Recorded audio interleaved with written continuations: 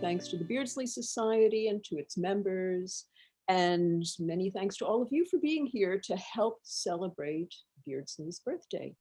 First, let me address the elephant in the room, or rather the elephant on my arm. For those who don't know, I badly fractured my elbow and I'm in the midst of a long recovery after surgery. If I make funny faces, it's because of the arm, not because of anything I'm talking about. But this is hardly worth mentioning. Let us think instead of what it meant for Aubrey Beardsley to be an artist in his early 20s, knowing he was facing imminent death from tuberculosis, and yet managing to produce hundreds of drawings while coughing up blood and gasping for air. That is truly a remarkable story of physical suffering and also of boundless ambition and determination despite extreme limitations. If we're going to consider why some women have been drawn to Beardsley and to his work, we should certainly keep that in mind as a reason. Thank you, Sasha, for having put up the first slide to give you something other than just me to look at. I thought I'd open with this fascinating image. It's a book plate from 2005 by the American novelist and visual artist Audrey Niffenegger, who was born in 1963. She's depicted herself as listening both for and to the voice of Aubrey Beardsley, who is right up against her ear. Even more interesting, we see that Beardsley's head in profile does not actually belong to a separate person.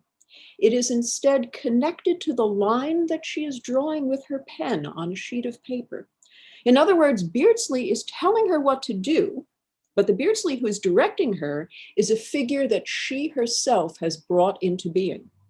This multidimensional vision of how influence works, how we take inspiration from others, but also imagine for ourselves the things we need in order to create, is useful to keep in mind as we consider Beardsley's complex relations with women, whether in the past or the present, and especially with women artists. There are people Zooming today who know much more about Beardsley than I do, and there's some who know very little. I hope I can bridge that divide. And now for my presentation. 50 years ago, in 1971, the British writer Fay Weldon began a groundbreaking feminist novel with the following words, quote, "Down among the women, what a place to be. And down here among the women, we have no option but to stay," end quote. What this work of fiction, titled Down Among the Women, railed against wasn't merely the confinement of women to the domestic sphere, but their low status in general.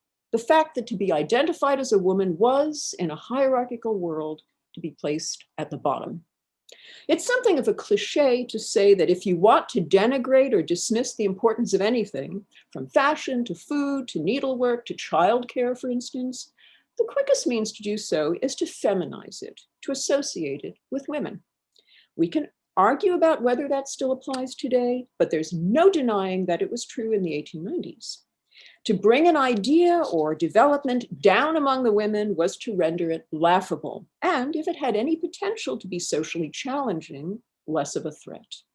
We should not, therefore, be surprised to find that throughout the 5 brief years of Aubrey Beardsley's public career in both writing and especially in the visual arts, the British press and the cultural establishment in general did their best to connect him with the world of women. And could I ask you, Sasha, not to advance the slides, please, until I ask for the next slide. Thanks. I don't want to spoil any surprises, so just leave that one up here for a long time. Thank you.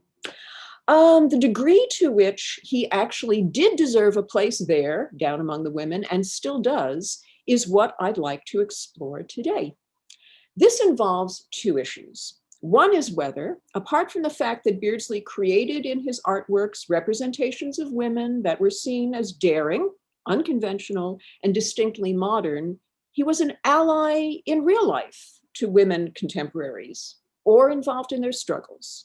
And the other issue is one of influence, both in the 1890s and in the many years since. Has Beardsley remained down among the women because women writers and artists have chosen to place and keep him there because he has proven useful to them? But first, why Throughout those 5 years, when Beardsley's career flourished until his death at age 25 in 1898, the mainstream press was so eager to ridicule him and lessen his cultural impact in general. From the moment in 1893 that the poet Theodore Ratislaw brought Beardsley's name before the public with an article in the Artist and Journal of Home Culture that referred to him as, quote, a decadent, a loaded word, redolent of France, and thus of moral corruption, Beardsley represented a challenge. Indeed, he came to embody a whole set of challenges because of his newness.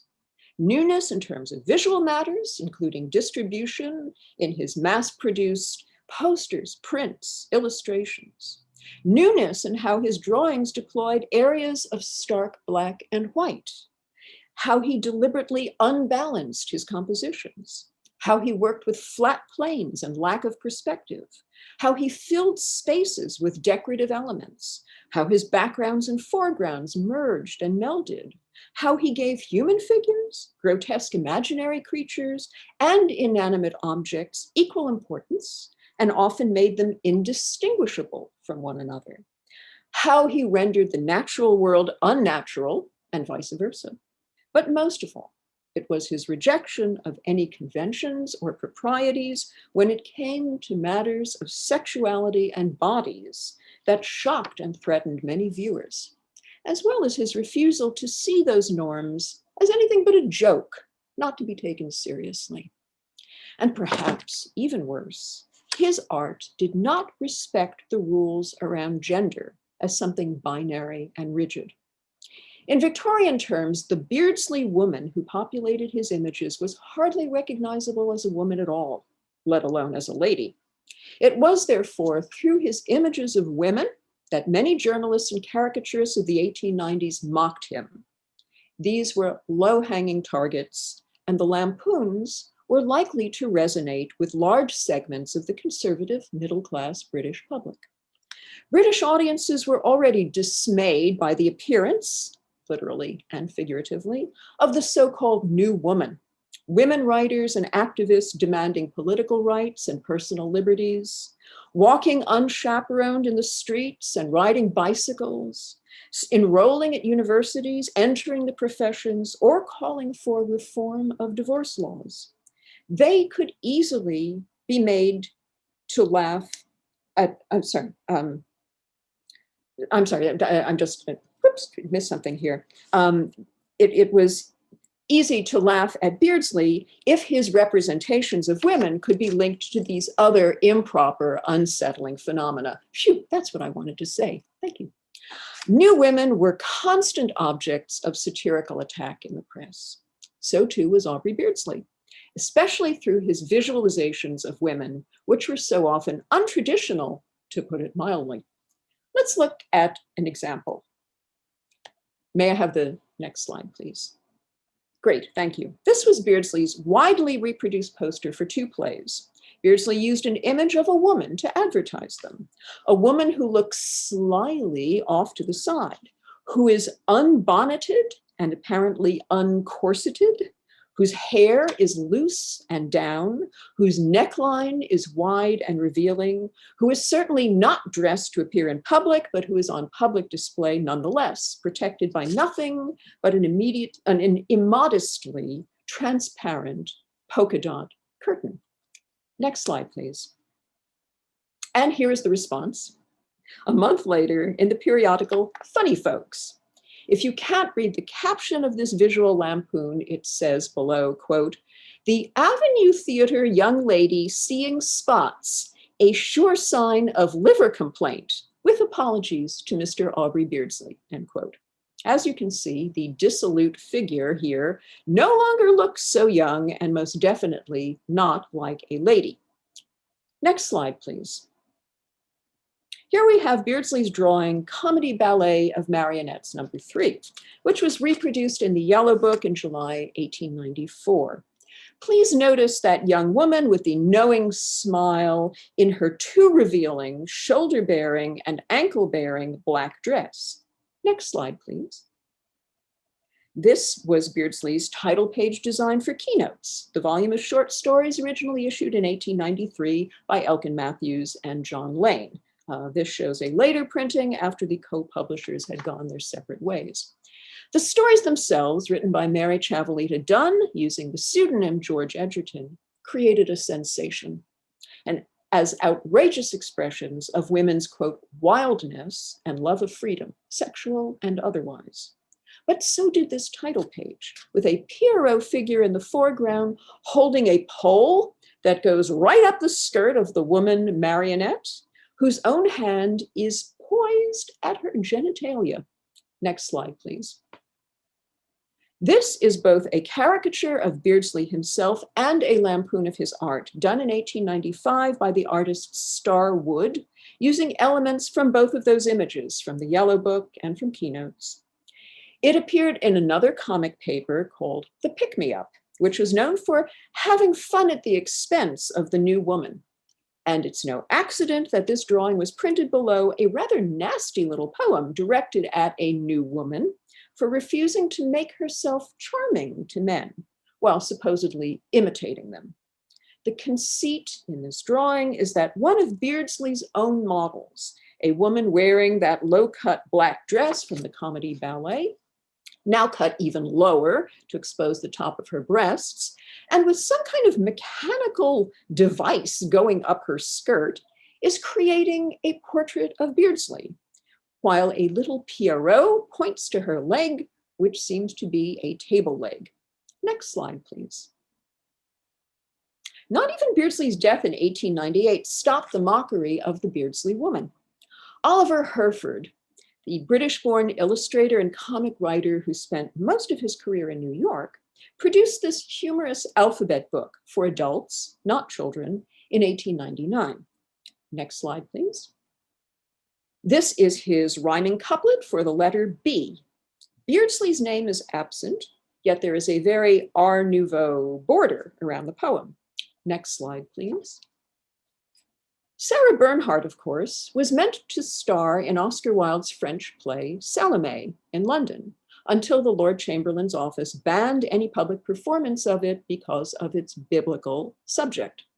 But Beardsley's illustrations for the play's 1894 publication in English translation went further than any stage production could have done in emphasizing its protagonist's transgressive sexuality. Next slide, please.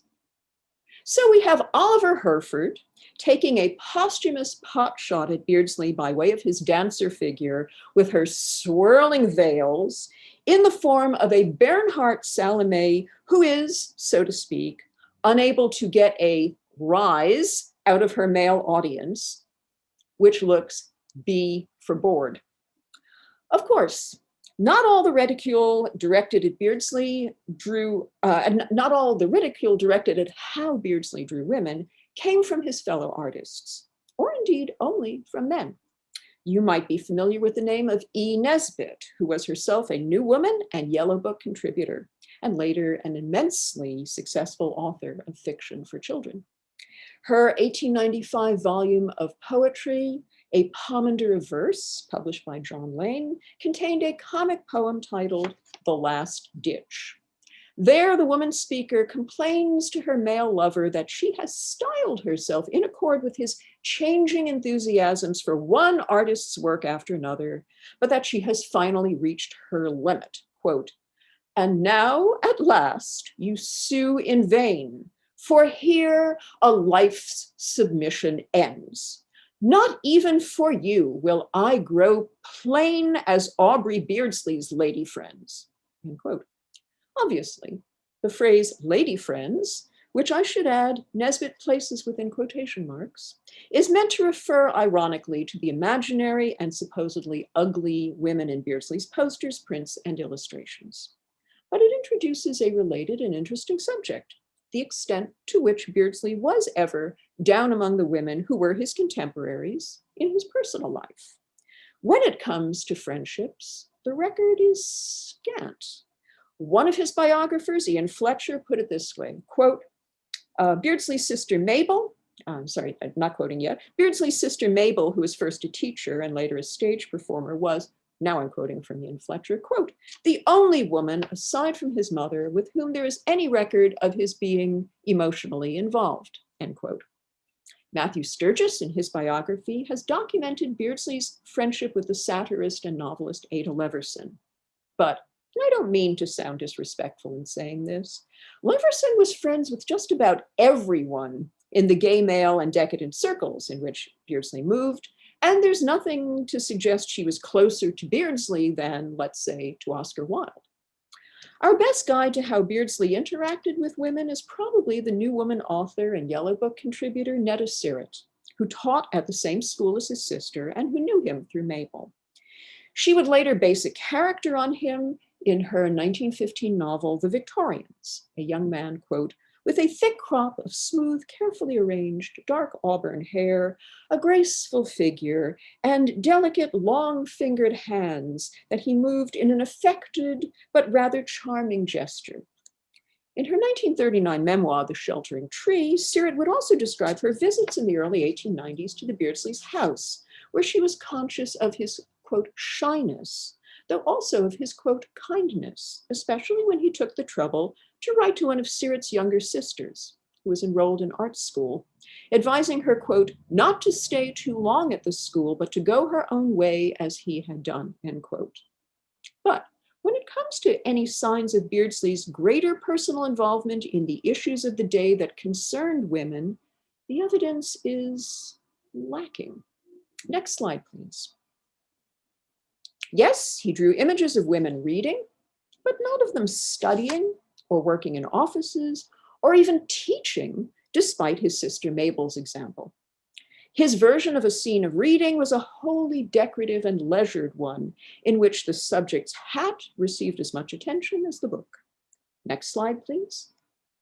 He once accepted a commission to design an invitation for a ladies' golf club event in 1894, but the utterly unsuitable and wholly fanciful costumes of the figures in it showed how little interest he had in actually paying attention to women's sports. And of course, when he was art editor for the first year of the Yellow Book's existence, he may have featured representations of both real and imaginary women on stage, but he did virtually nothing to promote the careers of women artists. Their work was almost wholly absent from the magazine until after he was fired in the wake of the Oscar Wilde scandal and trials of 1895. Almost as soon as he was gone, however, there was an influx of work by women artists, including cover designs. Perhaps unsurprisingly, not all women thought well of him, and some of them went into print to say so. Next slide, please. Among these was the Scottish writer Margaret Armour. In an 1897 article for the Magazine of Art titled "Aubrey Beardsley and the Decadents," she slammed Beardsley for the absence of morality in his work, and most of all, for its deliberate stripping away of beauty and replacement of it with, quote, "a slimy nastiness." She found this especially repugnant in his representations of actual women, such as in his portrait of the actress Mrs. Patrick Campbell, where, quote, "the Beardsley trail is on her face, besmirching it." For her, Beardsley was paradoxically both, quote, "excellent in technique and so detestable in spirit," end quote. Next slide, please. But detestable though she may have found his art, this didn't stop her from larding her own volumes of poetry, such as the 1896 volume Songs of Love and Death, published by J.M. Dent, with illustrations done by her artist husband, W.B. McDougall. In his own black and white work, as we see here, McDougall was, to put it mildly, influenced by Beardsley. Next slide, please. In fact, there's scarcely an element in his pictures that can't be traced back to a Beardsley original, particularly to Beardsley's illustrations for Le Morte d'Arthur, which had been commissioned by the same publisher, J.M. Dent. And with this, we get into the question of influence. I'd like to focus specifically in terms of Beardsley's effect on women artists, both his contemporaries and those who came later. I will try to gallop speedily through a large group of images. So Sasha, this is an alert. Please be prepared to change slides quickly. Next slide, please. This is Beardsley's Ave Atque Vale, which appeared in the Savoy, Leonard Smithers' rival magazine to the Yellow Book in 1896. It shows one of Beardsley's several characteristic styles, with its deliberate simplicity of line, flatness, and dominant white space. Next slide, please. And this, from the December 1895 issue of the magazine The Bookman, is a self-portrait by the Massachusetts-born artist Ethel Reed, who was 2 years younger than Beardsley. When she moved to London in 1896, she soon became not only a contributor to the Yellow Book in its post-Beardsley years, but designer of the front cover of one of its issues. And she made no secret from the start of her career of her admiration for Beardsley's art. Next slide, please. We see some further examples of Beardsleyan inspiration in Reed's illustrations for Gertrude Smith's Arabella and Araminta stories from 1895. Next slide, please. Again, in an illustration for Louise Chandler Moulton's In Childhood's Country from 1896. Next slide, please. And again, in a poster from 1895. If you'd like to learn more about Ethel Reed, and I hope you will, I heartily recommend William S. Peterson's 2013 book, The Beautiful Poster Lady. And next spring, by the way, there will be an exhibition devoted to her work at the Poster Museum in New York City. Next slide, please. Another accomplished professional artist who entered the Yellow Book in its post-Beardsley phase and who certainly showed the impress of Beardsley's work was Celia Levitas. She was, like Ethel Reed, 2 years younger than Beardsley, though she was British and trained in art school in Birmingham. This was her contribution to the April 1896 volume of the Yellow Book, titled A Reading from Herrick, with its representation of a highly decorative reading woman and of flowers that take on the role of protagonists in the foreground. Next slide, please. Those same elements are present in a later bookplate from 1901. If you don't already know Rebecca Mitchell's excellent article about Levitas in the January 2018 Burlington magazine, you should run out and read that. Next slide, please.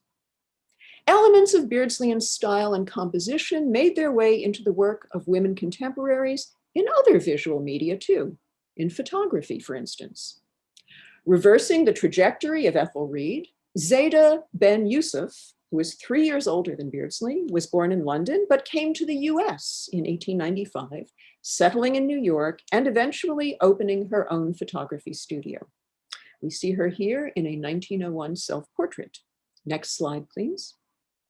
This photograph from 1899, titled The Odor of Pomegranates, shows us an image in which background is indistinguishable from foreground and woman from draperies, recalling the fusion in Beardsley's Avenue Theater poster. Next slide, please. When Ben Yusuf's photographs were published, as this one was in 1901 in the Metropolitan magazine, they were sometimes surrounded on the page by an Art Nouveau-ish frame that heightened the Beardsleyan connection. Next slide, please. Did the memory of Beardsley's work fade after the turn of the century? Did his influence on women artists wane? Absolutely not. In the years around the First World War and in the 1920s, it was stronger than ever. It was certainly central to the New York-based bohemian world of pansexuality and aesthetic experimentation of Juna Barnes, later famous as the author of the novel Nightwood, who was 6 years old when Beardsley died. In 1917, she was working as a journalist and illustrator, and the stamp of Beardsley was unmistakable in many of the images that she published in the New York Morning Telegraph. This is in a mainstream daily newspaper, accompanying her articles about the urban scene, as well as some of her short creative works. Here are just a few examples, all from 1917. Next slide, please.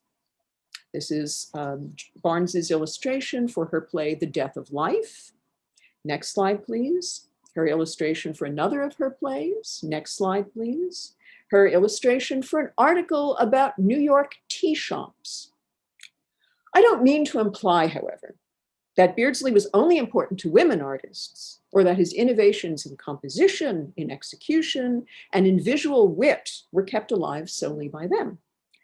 Allusions to Beardsley were present all over the post-World War I New York art scene, especially among illustrators, regardless of their gender. Next slide, please. Thus, we have, for example, Ray Irvin, that's R-E-A, and it is a man, the man who created the Eustace Tilley figure for the New Yorker magazine, evoking Beardsley's Salome in a volume of satirical poetry by Newman Levy titled Opera Guide, G-U-Y-E-D, as in opera ridiculed. Next slide, please. This is Irvin's image printed opposite a poem making fun of Massenet's Thais. And you see the Salome allusion here. Next slide, please. Beardsleyan elements remained so ubiquitous throughout the 1920s and even into the 1930s that it was hard for any artist to avoid being touched by them, though their effect did seem particularly evident in works by women. Even artists whom we would never think of in connection with Beardsley, such as the Minnesota-born Wanda Gag, creator of numerous children's books, who was only 5 when Beardsley died, produced images like this one early in her career. It's a depiction of fairies from around 1924-25. But even later, the memory of Beardsley lingered in her published works. Next slide, please. This is a depiction of peacocks from Beardsley's Lamort D'Arthur. Next slide, please. And this is an illustration from Wanda Gagg's Snow White from 1938 with peacocks. If there was a major phase of Beardsley-inflected art between the wars, there was an equally important one later, toward the end of the 20th century. Again, it was international and it involved women in significant numbers. Next slide, please. Here we have several panels with their echoes of Beardsley's Salome, and even in the 8th panel of Beardsley's Ave Atque Vale from My Wife is an Acrobat, which was created in 1974 by Kuniko Tsurita, who was active in the 1970s and up until her early death in Japan in 1985, producing groundbreaking black and white manga for the Japanese market. Next slide, please. These panels are from Tsurita's best-known manga strip, The Sky is Blue with a Single Cloud. In a sense, we see a circle closed. Beardsley's art was tremendously affected by his acquaintance with Japanese prints, as Linda Zatlin demonstrated in her 1997 study, Beardsley Japonism. And here, Tsurita, who lived and worked in Japan, brought Beardsley into manga, reshaping the look of the cartoons there. Next slide, please. Manga, in turn, has had a huge impact on the West, especially in the work of the American cartoon artist, animator, and illustrator Darcy Stanger, who publishes under the name Dame Darcy. But she's also known for her deep connection to Neo-Victorianism and to Victorian art, including the art of Beardsley. Next slide, please. Her illustrations for a 2005 edition of the novel Jane Eyre owe much to the grotesquerie and hyper-stylization that Beardsley pioneered. Next slide, please. And with that, I also complete a circle, returning to where I began this talk, with the American writer and artist Audrey Niffenegger, creator of the Beardsley bookplate that I showed earlier. In numerous interviews, Niffenegger has spoken of the debt that she owes to Beardsley. And in 2011, she lectured about him in London to an audience at the BD and Comics Passion Festival, where she suggested that if Beardsley were alive today, he would be drawing manga. Let's just look at a few of her own images, including this one from The Adventuress. Next slide, please. This one is also from the same work, The Adventuress. Next slide, please.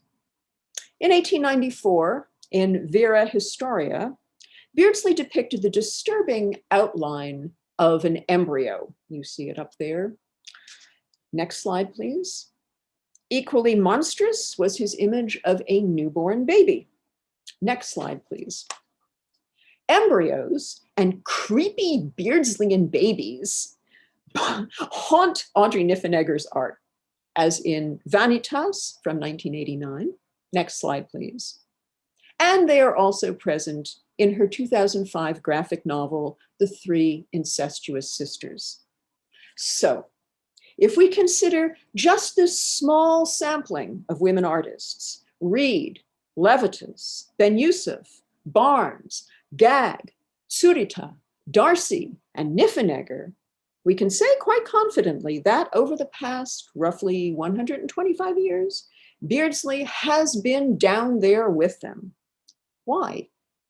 Because they chose to make his distinctive visual vocabulary a crucial part of the language through which they spoke in their own works. His art resonated with their needs. They took from it and also reimagined it to create something both reflective of his aesthetic and thoroughly their own. I think that in the end is more important than whether in his short lifetime, Beardsley actually stood with women in their struggles or wished to be identified with them as he was by the popular press. Before I close, however, I want to bring matters right up to the present day with one more artistic sphere in which Beardsley is still down among the women, that is, fashion. Next slide, please. This was Beardsley's 1894 floral design for the keynote series volume, A Child of the Age by Frances Adams. Next slide, please. And here is a skirt from the new Louis Vuitton Fall-Winter 2021 collection. Next slide, please. These were some of Beardsley's designs for the initial keys used on the bindings of the keynote series books. And last slide, please. And here finally is Louis Vuitton's Keys and Riders Jacquard coat, also for sale now in 2021.